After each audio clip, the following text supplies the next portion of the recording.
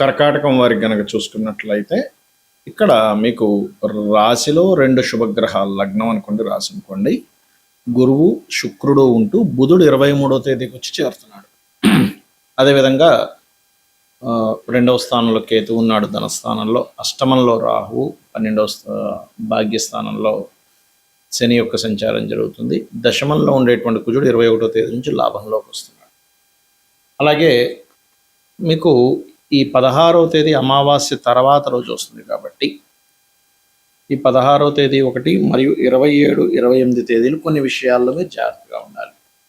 అయితే ఈ యొక్క విషయాలు చెప్తుంది నేనైనప్పటికీ చెప్పిస్తుంది సాక్షాత్ లలిత అమ్మవారిగా భావిస్తూ ఆ లలితాంబిక అమ్మవారి యొక్క అనుగ్రహం మీకు పరిపూర్ణంగా కలగాలని మనస్ఫూర్తిగా కోరుకుంటూ, ఇక్కడ ఎప్పుడైతే 2 గ్రహాలు ఉండి మరో మూడో గ్రహం వస్తుందో, ఇది ప్రధానంగా మీకు గురువు సంతానానికి కారకుడు, శుక్రుడు కూడా సుఖానికి కారకుడు కాబట్టి కొంతవరకు ఓవర్ వర్క్ ఉన్నప్పటికీ కూడా సంతాన యోగము, వివాహ యోగము, మరియు అదేవిధంగా కొన్ని పెద్ద మొత్తంలో ఆగిపోయినటువంటి ధనం కానీ, లేకపోతే బ్యాక్లాగ్స్ ఏవైతే మీకు మిగిలిపోయాయో ఉన్నత విద్యా సంబంధించినటువంటి విషయంలో అవి కొంత క్లియర్ అవ్వడం జరుగుతూ ఉంటుంది.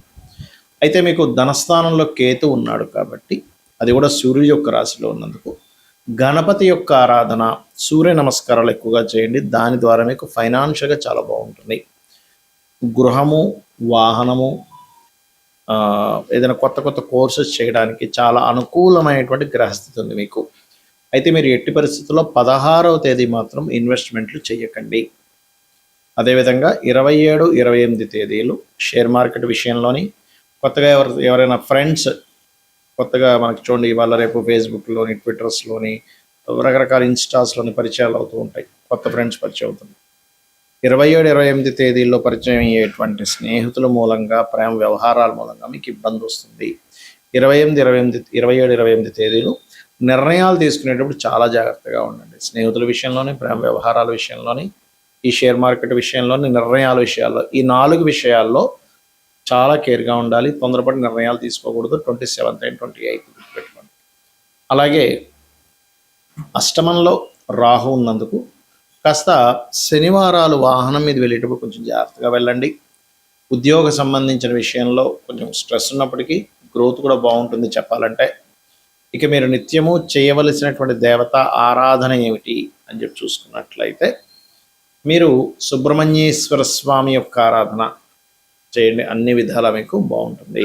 గోచార ఫలితాలు ఒక ఎత్తు అయితే, మీకు ఎప్పుడైనా గుర్తుపెట్టుకోండి, మీ జన్మజాతకంలో అసలు ఏ కాంబినేషన్స్ ఉన్నాయని చూసుకోవాలి. అంటే ఎంతసేపు మనం జనాలకి బేసిక్కే అలవాటు అయిపోవడం వల్ల ఏలినాటి శని ఉందా లేదా ఇదే బేసిక్గా చూసుకుంటుంటారు. ఏలినాటి శని ఉందా, అర్ధాష్టమ శని ఉందా, అష్టమ శని ఉందా. రెండవది ఏమిటి అంటే, వీటితో పాటు కాలసర్పయోగం ఏమైనా ఉందా, సర్పదోషాలు ఏమైనా ఉన్నాయా, మాతృదోషాలు ఉన్నాయా, పితృదోషాలు, ఇవి చూసుకుంటారు. ఇవి నేను తప్పు అనట్లేదు. కానీ ఏలినాడు శని అనేటువంటిది ఏంటంటే, మనకి ఇప్పుడు ఏ రాశుల వారికి నడుస్తుంది చూసుకుంటే, కుంభము, మీనము, మేషం వారికి ఏలినాడు శని, సింహం వారికి అష్టమ శని, ధనస్సు వారికి అర్ధాష్టమ శని. శని ఎప్పుడు కూడా ఏం చేస్తాడు అంటే, మీకు ఒకటే గుర్తుపెట్టుకోండి, మీకు శని అనేటువంటిది కొంత ఆలస్యం అవుతున్న కొత్త విషయాలు నేర్పిస్తాడు, ఒక శ్రమనిస్తాడు. ఇప్పుడు ఎలా అయితే ఒక రాజు తను రాజ్యాన్ని వెళ్ళాలంటే ముందు యుద్ధం చేయాలి, యుద్ధం చేస్తేనే రాజ్యం వస్తుంది. అలాగే ఒక మనిషికి కొన్ని విషయాలు ఒక స్టేజ్కి వెళ్ళాలంటే కొన్ని విషయాలు అనుభవంలోకి రావాలి, అనుభవాలను ఇస్తాడు. అంతేగాని ఇంకా ఏమీ అన్నీ పోతాయి, అన్నీ చాలా విభత్సం అయిపోద్దని అనుకోకండి దయచేసి. అనుభవాన్ని ఇస్తాడు, దాని మీద యాక్సెప్ట్ చేయగలగాలి. అదేవిధంగా కాలసర్ప దోషం అనేటువంటి జన్మజాతకానికి అప్లై చేయకూడదని శాస్త్రంలో ఉంది, కాలానికి సంబంధించిన విషయంలో. ఎందుకంటే నేను గతంలో చాలాసార్లు చెప్పాను, 170, 180 మంది ప్రెసిడెంట్లకు ఉంది కాలసర్ప దోషం, మెగాస్టార్ చిరంజీవికి ఉంది, చాలామందికి ఉందని చెప్పాను, పెద్ద వాళ్ళకి, మల్టీమిలియనర్కి. మరి వాళ్ళందరూ ఎలా అయ్యారు? మరి కాలసర్ప దోషం ఉంటే ఎందుకు పనికి రాకుండా పోవాలి కదా అనే విషయాన్ని గుర్తుపెట్టుకోండి. ఇక జనరల్ సర్పదోషాలు మీరు కాళహస్తికి వెళ్ళడమో లేకపోతే రావి చెట్టు ప్రదక్షిణం చేసుకోవడం వల్ల పోతుంది. అదేవిధంగా మాతృదోషం, పితృదోషం, పూర్వజన్మల్లో మనం చేసినటువంటి కొన్ని దోషాలు ఉంటాయి. అంటే తల్లిని సరిగ్గా చూసుకోకపోవడం వల్ల మాతృదోషము, పితృదోషం అనేటువంటిది పితృదేవతలు సరిగ్గా చేయకపోవడం వల్ల, సంతానాన్ని సరిగ్గా చూసుకోకపోవడం వల్ల, తండ్రికి ఇవ్వాల్సిన గౌరవం ఇవ్వకపోవడం వల్ల, ఇట్లాంటి వాటి వల్ల జరుగుతుంది. ఇలా చాలా ఉన్నాయి. స్త్రీ దోషం ఉంటుంది శుక్రుడు పాడైతే. అయితే ఇక్కడ ఏంటంటే ఏ గ్రహం పాడవడం వల్ల, ఏ కాంబినేషన్ వల్ల వచ్చిందంటే శుక్రుడు పాడయ్యాడు, స్త్రీ దోషం. ఏమి కంగారు పడద్దు, చక్కగా సాటి స్త్రీలని, అది స్త్రీ అయినా పురుషులైనా, గౌరవించడం నేర్చుకోండి. వాళ్ళ పట్ల మరలా అవహేళనగా ఉండడం, వాళ్ళని ఏడిపించడం, వాళ్ళు ఏడిచేలా మీ వల్ల వాళ్ళు ఏడవడం చేస్తే మళ్ళీ ఆ స్త్రీ దోషం ఇంకా పెరుగుతుంది. మాతృదోషం ఉంది, ఇంకా మీ తల్లిగారు ఇంకా ఎక్కువ బాధపడుతున్నారు మీ వల్ల ఈ జన్మలో కూడా. అది ఇంకా ఇంకా కొన్ని వందల జన్మలకి కంటిన్యూ అవుతుంది. పితృదోషం కూడా అంతే. పితృదేవతలకి గతంలో తెలియక చేయలేదు, అది పితృదోషంగా వచ్చింది. అప్పుడు ఆ పితృదోష సంబంధించినటువంటి స్వయం పాకం ఇవ్వడము, లేకపోతే ఏదైనా గయా లాంటి ప్రదేశాలు వెళ్ళి అక్కడ పితృతర్పణాలు చేయడం, లేకపోతే నిత్య పితృతర్పణాలు చేయడం, లేదా అమావాస్య నాడు పితృదేవతల కోసం వదలడం చేయాలి.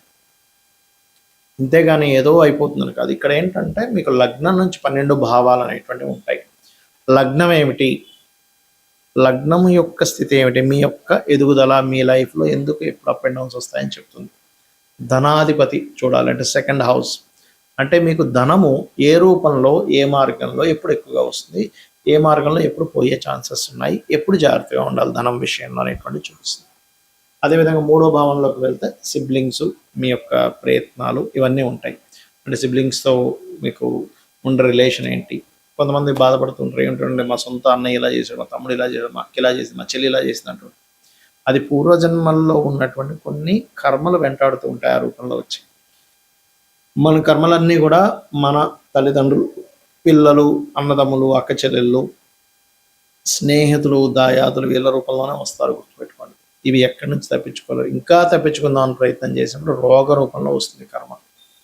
కాబట్టి మీ విద్యా విషయం, ప్రాపర్టీ విషయం 4వ భావంలోని, సంతాన అభివృద్ధి, సంతానం గురించి విషయాలని 5వ భావంలోని, రుణ రోగ శత్రు భావాలని 6వ భావంలోని, జీవిత భాగస్వామి ఎప్పుడు వస్తుంది, అసలు ఎప్పుడు వివాహం చేసుకోవాలి, ఎలాంటి ప్రయత్నం చేస్తే మీకు అవుతుంది, అసలు ఎందుకు ఇంత లేట్ అవ్వడానికి కారణాలు ఏంటి అనేటువంటివి, ఏం చేస్తే మీకు వివాహం అవుతుంది 7వ భావంలోని, ఆకస్మిక సంఘటనలు, ఆయుష్ అంతా 8వ భావంలోని, తండ్రి, గురువులు, దేవతా క్షేత్రాలని భాగ్యభావంలోని, మీరు చేసే ఉద్యోగాలు దశమంలోని, మీరు చేసేటువంటి వ్యాపారాల లాభస్థానంలో, మీరు ఎప్పుడు ఇన్వెస్ట్మెంట్ చేయాలి, ఎప్పుడు పెట్టకూడదు, అసలు మీ పేరు మీద ఇన్వెస్ట్మెంట్ చేయొచ్చా చేయకూడదు అనేటువంటిది 12వ భావంలో ఉంటుంది. ఇలా 12 హౌజెస్ ఉంటాయి ఆస్ట్రాలజీలో. ఈ 12 భావాల్లో ఏ గ్రహం ఉంది, ఆ గ్రహ అధిపతి పరిస్థితి ఏమిటి, పిఏసి అంటారు, అంటే ప్లేస్మెంట్, ఆస్పెక్ట్ అండ్ కంజంక్షన్. అంటే ఏ గ్రహం ఎక్కడుంది, ఏ గ్రహంతో చూడబడుతుంది, ఏ గ్రహంతో కలిసి ఉంది, దాని వలన ఆ యొక్క గ్రహం యొక్క బలాబలాల్లో మార్పులు వస్తాయి. అంటే చిన్న ఎగ్జాంపుల్ చెప్తా చూడండి. ఇప్పుడు ఒక మనిషి ఉన్నాడు, అతను చిన్నప్పటి నుంచి అతని ఫ్రెండ్ సర్కిల్ కానీ అతనికి చెప్పే వాళ్ళు ఎవరూ సరిగ్గా లేక చదువుకోలేదు అనుకున్నాం, కాసేపు సరిగ్గా చదవలేదు. చదవకపోవడమే కాకుండా అతను తెలివితేటలు కూడా బిల్డప్ చేసుకోలేకపోయాడు. అంటే కొంతమంది ఎవరితో అయితే కలవకూడదు వాళ్ళతో వెళ్ళి ఫ్రెండ్షిప్ చేశాడు, దాని తర్వాత అనవసరమైన వ్యసనాలకు గురయ్యాడు, దాని తర్వాత అనారోగ్యంతో ఇబ్బంది పడ్డాడు, ఎక్కువ వ్యసనాల వల్ల. రైట్.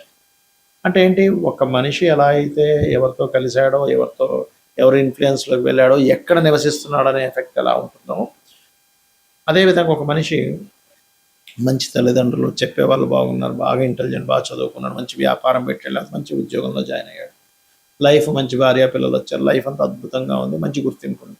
అలాగే గ్రహం కూడా పాపగ్రహాలతో సంబంధం కలిగినప్పుడు, దాని పోర్ట్ఫోలియోస్ పాడైనప్పుడు ఆ భావం పాడవుతుంది. దాన్ని సెట్ చేసుకోగలగాలి.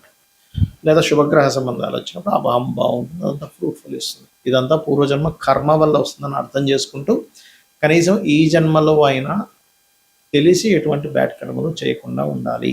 శ్రీమాత్రే నమః.